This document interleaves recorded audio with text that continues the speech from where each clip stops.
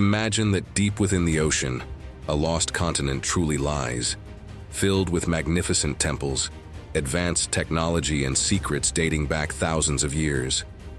What if Atlantis were not just a legend, but a reality?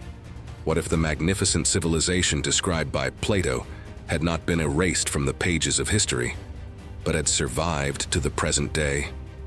How would the world map change? Would modern technology have developed using knowledge of Atlantis?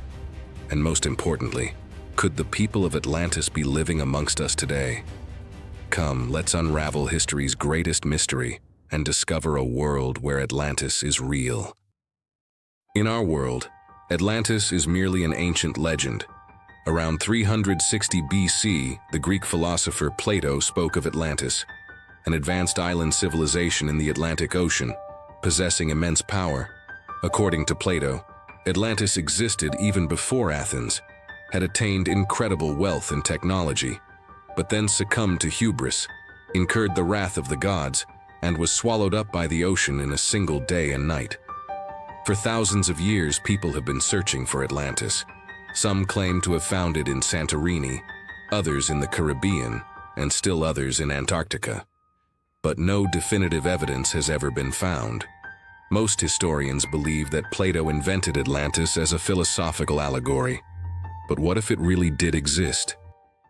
Imagine that around 9600 BC, the date given by Plato, there really was a magnificent civilization.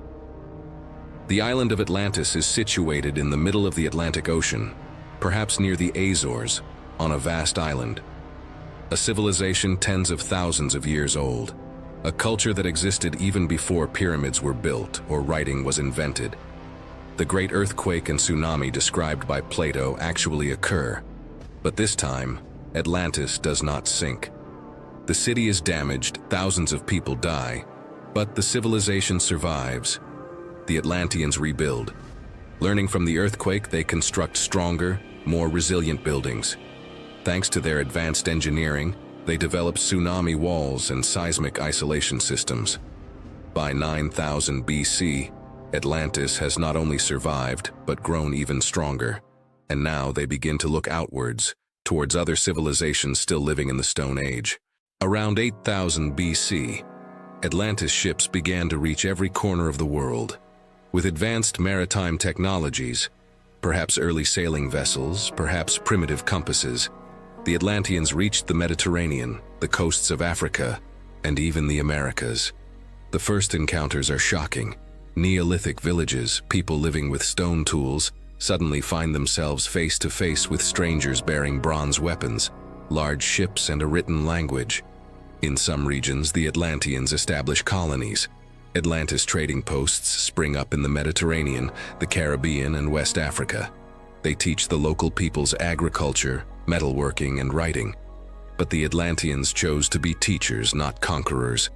There is an Atlantean system of values, sharing knowledge, living in harmony with nature, and avoiding arrogance. For they remember that their own arrogance nearly led to their downfall. By 7000 BC, Atlantis is the world's first global civilization. Not a colonial empire, but a network of knowledge and trade. Atlantis's technology is thousands of years ahead of other civilizations. Bronze working was already perfected in Atlantis by 8000 BC. Iron metallurgy was developed by 6000 BC, 4000 years before our own history. Atlantis's architects built incredible structures, towers reaching into the sky, earthquake-resistant temples, complex water management systems. By the time the Egyptian pyramids were built, skyscrapers already existed in Atlantis. Mathematics and astronomy were highly advanced. The Atlanteans understood the world, navigated by the stars, and calculated solar and lunar eclipses. Their calendar systems were extremely accurate. They are also at the forefront of medicine. They perform surgical operations, use herbal remedies, and even employ early antiseptic methods. The average life expectancy is 20 to 30 years longer than in other societies. But most importantly, the Atlanteans use sustainable energy. Perhaps wind power, perhaps tidal energy, perhaps geothermal sources. They have learnt to live in harmony with nature rather than fighting against it. Knowledge of Atlantis spreads to every corner of the world. In Egypt, the pyramids are built under the guidance of Atlantean engineers. Hieroglyphs are influenced by the Atlantean writing system. Pharaohs marry Atlantean princesses. In Mesopotamia, the Sumerian civilization flourishes using agricultural techniques learned from Atlantis. Cuneiform and the Atlantis alphabet are used side by side. In India, Harappa and Mohenjo-Daro are founded according to Atlantis's urban planning principles. The drainage systems and covered roads are the work of Atlantis technology. In the Americas, the Olmecs, the Maya, and later the Aztecs descend from Atlantis colonists.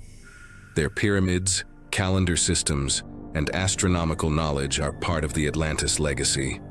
By 3000 BC, the world's civilizations are interconnected. All are part of the Atlantis network of knowledge. Different cultures, but a shared foundation of knowledge. Atlantis offers not only technology, but also a philosophy and a way of life. Atlantis's values are based on balance, harmony, and humility. The earthquake disaster taught them the dangers of arrogance. Respect for nature, the welfare of society, and the pursuit of knowledge are central. The political system is unique, neither a full monarchy nor a full democracy. There is an Atlantis Council, comprising scholars, artists, engineers, and representatives of the people. Leaders are chosen for their wisdom and virtue, not for their lineage or wealth. Gender equality is the norm. In Atlantis, women can also be scientists, engineers, and captains. This value spreads to other societies under Atlantis's influence. Religion is polytheistic but tolerant. The Atlanteans worship the sea god Poseidon, but they also respect other gods and beliefs. Religious wars are alien to them. Art and science are held in equal esteem. Atlantis universities teach both philosophy and engineering. An Atlantean citizen can be both a poet and a mathematician. However, Atlantis's dominance would not last forever. Around 2000 BC, other civilizations began to grow in strength. Societies that had mastered Atlantis's technology no longer needed it. They sought independence. As Egypt, Mesopotamia, and China established their own empires, resistance to Atlantis's influence begins. The question arises, why should a distant island sell us wisdom? Conflicts break out in some regions, but Atlantis is not powerful enough to launch major military campaigns. Its population is limited, its geography isolated. Instead, it relies on diplomacy and trade. By 1500 BC, Atlantis is no longer the sole superpower, but merely the foremost among equals. It is powerful but no longer untouchable. The Atlanteans accept this. Their aim was not to rule the world, but to spread knowledge. They have fulfilled their mission. As the centuries pass, Atlantis changes and adapts. By around 500 BC, Atlantis is still technologically advanced, but the gap is no longer as wide. Greece rivals Atlantis in philosophy, China in technology, and Rome in organization. Atlantis redefines itself. It is no longer a teacher, but a partner. It collaborates with the philosophers of Athens, the scholars of Alexandria, and the inventors of the Han dynasty. During the reign of Alexander the Great, encounters take place between Atlantis and Macedonia. But not war, friendship. Alexander visits Atlantis and studies in its libraries. As the Roman Empire rises, Atlantis remains neutral. It trades but does not meddle in politics. Roman legions consider conquering Atlantis, but the island is too distant and too well fortified.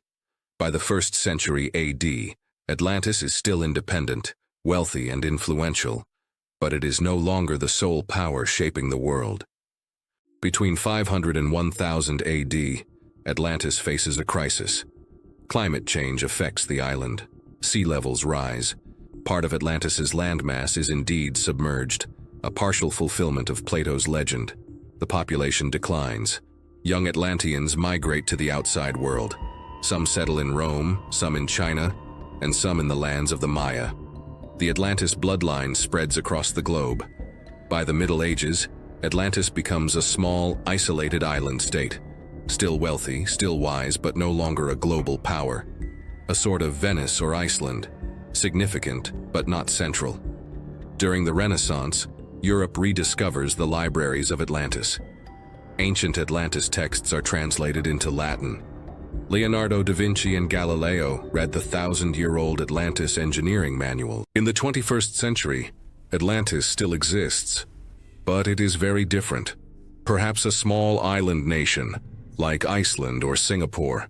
Its population is 1 to 2 million, but its influence is far greater than its population. Atlantis remains a pioneer in modern technology. Artificial intelligence, quantum computers, sustainable energy.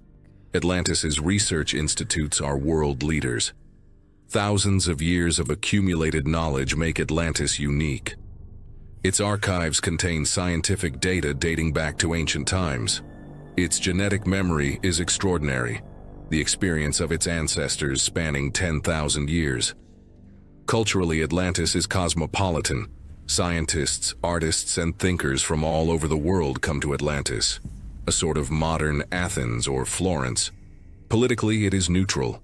Atlantis serves as a special observer, mediator, and scientific advisor to the UN.